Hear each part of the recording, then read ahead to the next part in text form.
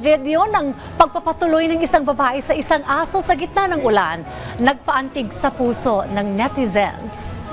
Hindi lamang basta alaga ang mga aso, sila itinuturing na bahagi po ng pamilya, mga fur babies na nangangailangan ng pagmamahal, oras at atensyon. Pero paano kung wala sila ng mga ito? Handa ka bang patuloyin sila sa inyong tahanan? Dahil kung si Jane ang tatanungin, oo, papapasukin niya ito. Gaya na lamang ng pagpapatuloy niya sa isang stray dog.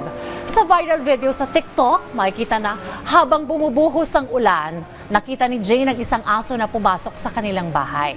Kahit na bawal ang aso sa kanila, hindi niya ito itinaboy. Sa halip, pinabayaan niya itong pumunta sa tabi ng kanilang pintuan para sumilo. Sa isa pang video, laking gulat ni Jane nang bumalik ang aso. Animoy nagpapasalamat ito at makikita na binabantayan nito ang kanilang bahay. Ang eksenang ito ay umani ng almost 4 million combined views. Maraming netizens ang naantig sa kwento ng kabutihan na ipinakita ni Jane at ang act of gratitude ng aso. Naku, nakakatuwa talaga kapag ganitong kumwari may additional member of the family at ito ay isang alagang aso. At thank you, Jane, sa iyong mabuting puso.